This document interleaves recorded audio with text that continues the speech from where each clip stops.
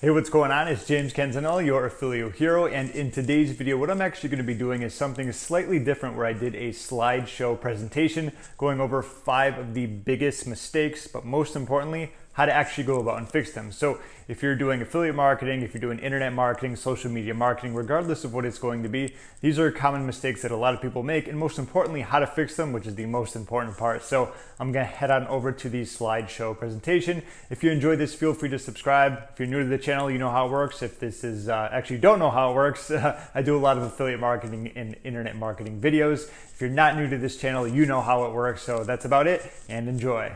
Hey, what's up? It's James Canzanella, and welcome to my class, my course, my little project here. It's going to be the 5 big online business mistakes and how to fix them, because of course, if you're making mistakes, it's important to not only know that you're making them and have them be pointed out by someone else, but more importantly, how you can fix them so you can basically stop the bleeding, so to speak, and continue from there. So aside from that, what I'm going to be doing is walking you through this little video slideshow presentation. I'm going to give you some reasons why they're mistakes, which many times are going to be pretty obvious why, and then more importantly, as I talked about, how to fix them. So now that we've got that introduction out of the way, let's roll that beautiful bean footage. First and foremost is not researching the niche or offer, which is not rocket science. And I know anytime maybe it's you where you hear the word research, you think of some like mad scientist with gray hair. Think of like the Doc from Back to the Future, some old dude just like sitting in a cubicle researching all these papers. It's like the least sexiest thing in the world, all right? It's just nasty to think about. Maybe that's why people don't do it, but you know what?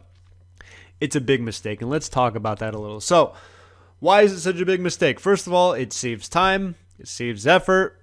It saves effort. Well, I guess that's a phrase you can use. Saves money, and it makes your life easier as a marketer. Now, the best part about research is that it's kind of once you get an idea about it, you don't really need to do it all that often. Like right now, I've been in the whole make money online business space since around 2013. I already know what's hot. I already know what sells. I already know what people want. I don't need to go out there and really do research because I have the idea of what is needed in the market. I've been in it for quite a few years. It doesn't take long to realize, especially when you can go out there and find out immediately. So if you haven't done any research, that's fine. It's not like it's something that's just going to take forever to do. You do get better over time. You just got to kind of take a look at what's popular, what's hot, what people want, and so on and so forth. Here's how you can do it. So first and foremost, a really great website if you ever want to kind of stalk a website, see how much traffic they're getting, and sometimes the websites they're getting the traffic from. Check out similarweb.com. All you do is type in the website. It'll say the traffic, where it's coming from. You get a lot of great stuff to in terms of kind of modeling maybe where the traffic's coming from. So if you want to send ads to one of your websites or products, that's really going to help. But either way, researching.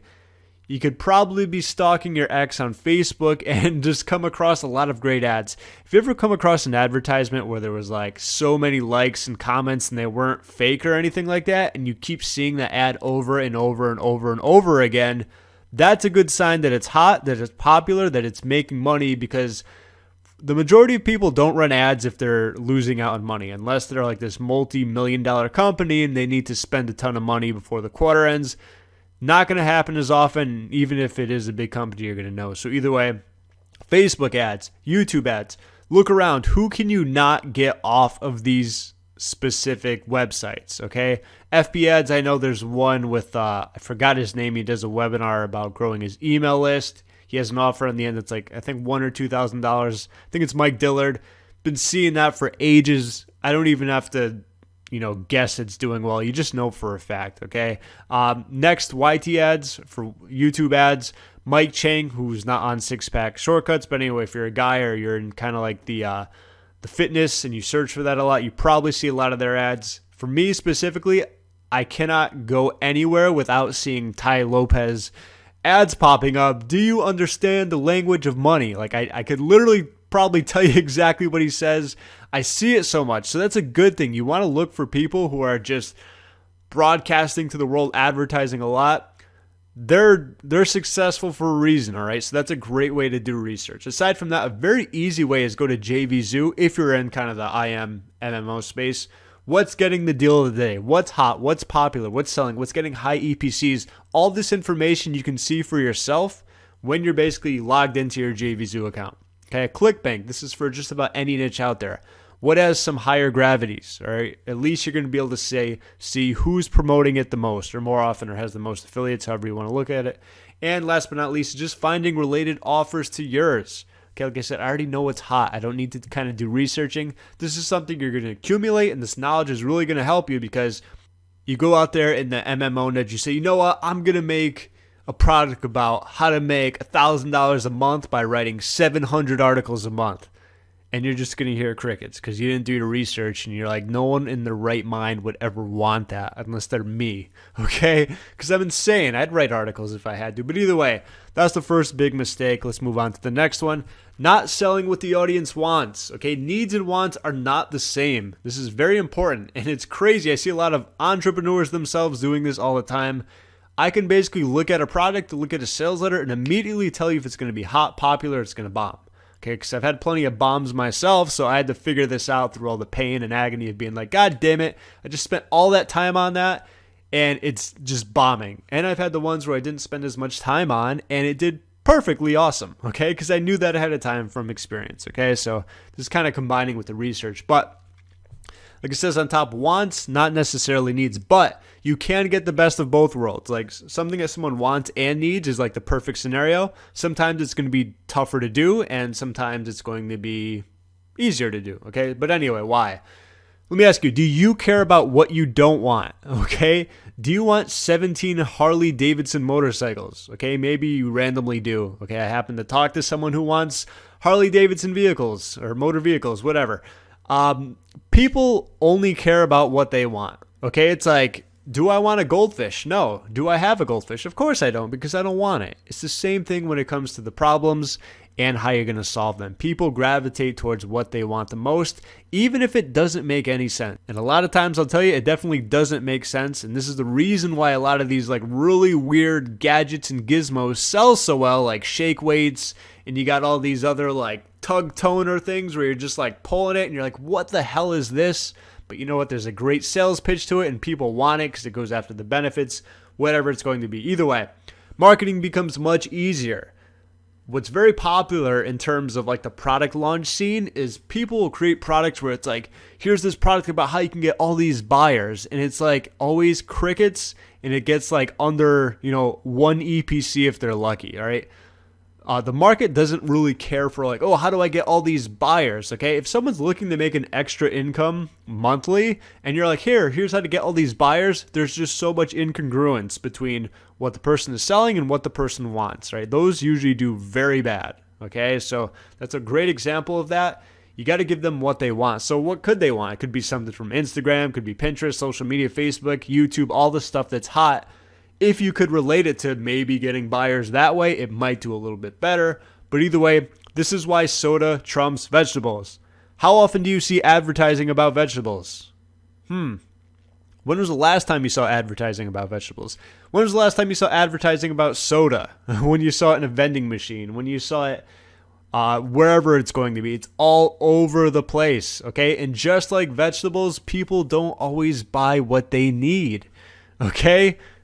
I hope that kind of makes sense to you there, okay? Vegetables are definitely needed, but they're not wanted, all right? Who wants to chew on broccoli all day and carrots and all that nasty stuff, right? So anyway, here's how to fix that. So first and foremost, that's why I talked about the first one, which is research. You're going to research what's popular, what's hot. You can survey people, ask them what they want, but keep in mind, sometimes people don't know what they want, and sometimes what they say they want isn't what they really want, okay? So there's a little caveat there. While those are two good ways to finding out, the best way is by people voting with their wallets, okay? And that's what happens with experience, like I've talked about. Anytime a product comes out, here's how to get all these buyers, people vote with their wallets. And then something comes out with Instagram and it's like double back-to-back product of the day, or like Pinterest or YouTube or Facebook or e-commerce. And it's not that hard to figure out what's selling well, all right? So model what's doing well and you're going to be good to go, all right? Don't go out there and model something like I talked about before,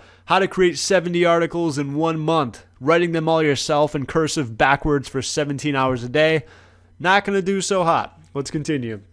not using enough systems, okay? Or wearing too many hats, which if you're like me, I first started off on unemployment. Maybe you didn't start off on unemployment, but I didn't know what the hell I was doing. I didn't have a lot of money to spend, so I kind of had to figure out a lot of things. So I've worn too many hats in the past, but you know what? I'm not like embarrassed to say it. I feel it's a good thing because I've learned how to do so many things that I can literally outsource any task I want because I know how to do it and I know how to fix it if it's broken. Okay, so there are advantages to that, but that doesn't mean you should just go out there and be like, oh, I'm going to do everything just because I can. All right, so first and foremost, it's going to save time, it's going to save effort, it's going to save money. We've seen that before, right? It also makes your marketing easier.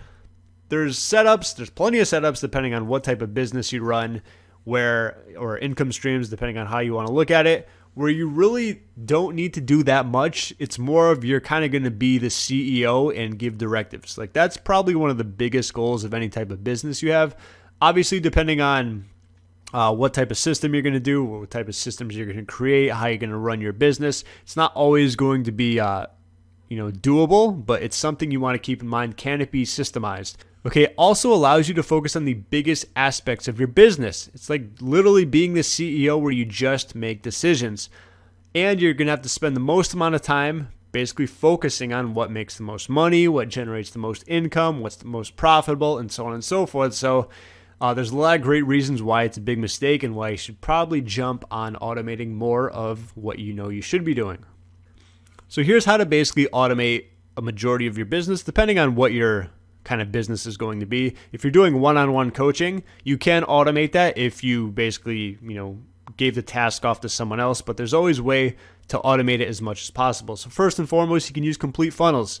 Think about a funnel for a second. You got a squeeze page to a sales letter, maybe to a downsell, to a buy now, to an upsell, to a downsell, to a thank you page, to the email getting sent out. Those are all automated. You don't need to do anything for that once it's set up. Okay, you can also have auto webinars. Stick that on the download page. Once again, you don't need to do anything. They sign up, they get the email sent out, they purchase, they get put on your email list. It's all done, okay? Next is email autoresponders. Once again, you can send broadcasts or you can do follow-ups. After X amount of days, they get this email, then that email, then this email. Once again, it's customer support, okay? Now you're looking at what else can you automate from that? Well, if someone buys, if they have questions, you can outsource that so you're not spending time doing customer support. You can have someone else answer all those questions for you, okay? Next, you could also get virtual assistants. So any mini tasks you want to basically throw off to someone else so you don't have to do them. Once again, automating it. It's systemized, all right? Someone else is doing it for you, or you're having some type of machine or system do the work for you. So once again, you save time, you save effort, and you save money. Pretty cool, right? So that's basically using systems. And if you think about it that way, everything on the right side there is basically how you automate a normal online business.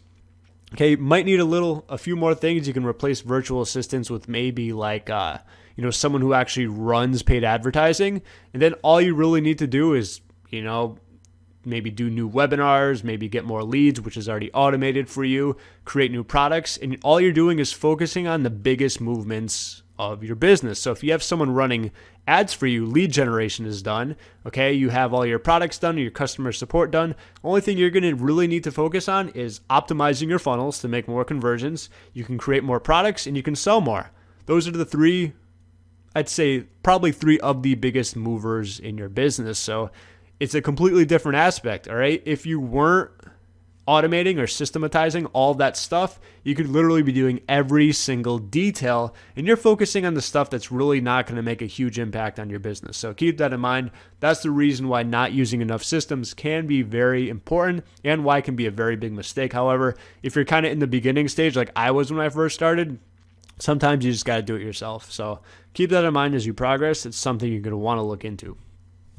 Shiny object syndrome. Oh, look, a piece of candy. Oh, look, a piece of candy. I'm pretty sure that's from The Simpsons, where I think it's Ralph, or maybe it's Family Guy. Either way, the dude picks up like a piece of candy, he puts it in an Easter basket, and there's a hole in the bottom, and he goes, oh, look, a piece of candy, puts it in, drops, and he keeps like repeating the process. That's where I got that from. Anyway, shiny object syndrome.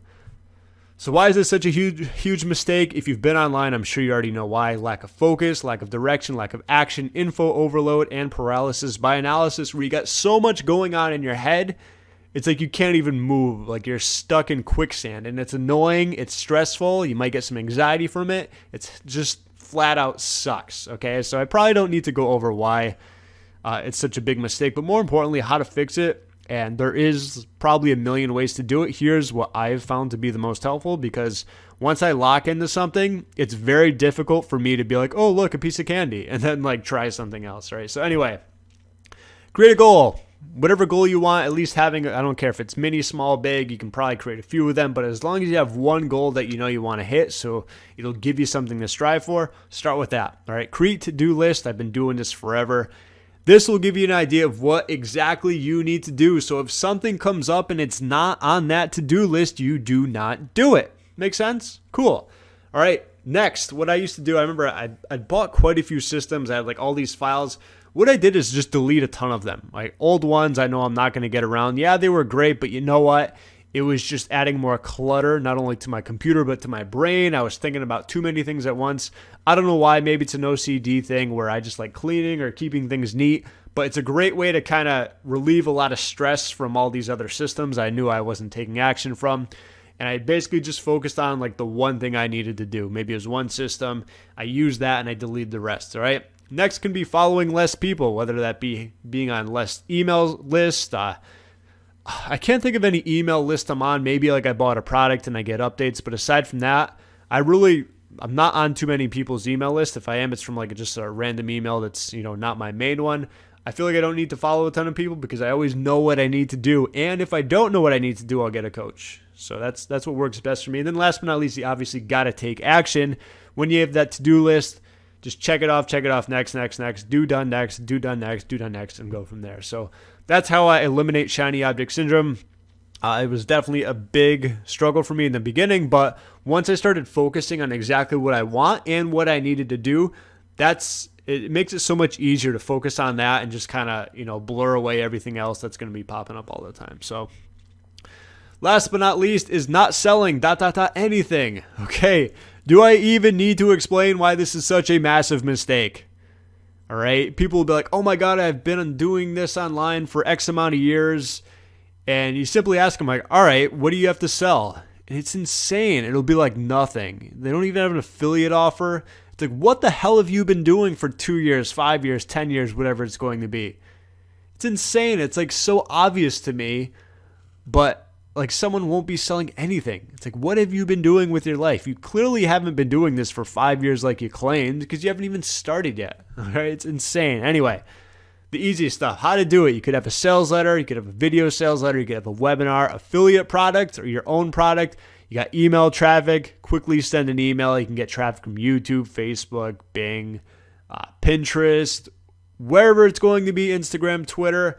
There's so many spots that you probably already know how to use, which is the funny thing. So I'm not going to spend a lot of time on this because it's more of like, oh yeah, not selling. It's more of like, are you selling right now? And yes, I'm talking to you. If you're not selling anything or you're not doing anything that's bringing in any income, you know what you need to do.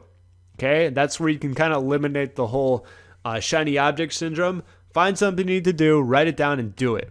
Simple stuff, right? So here's kind of the big takeaway. Sell something, all right? And make it a daily habit to sell something. I don't know where I read this, but it was a really good one. Maybe it was Dan Kennedy. I don't remember, but I read it a long time ago. And it basically said that you want to make it a daily habit to at least sell something. It could be sending out an email, could be doing a blog post with a light pitch at the end, could be doing a video with like a, hey, check out this affiliate link, whatever it's going to be.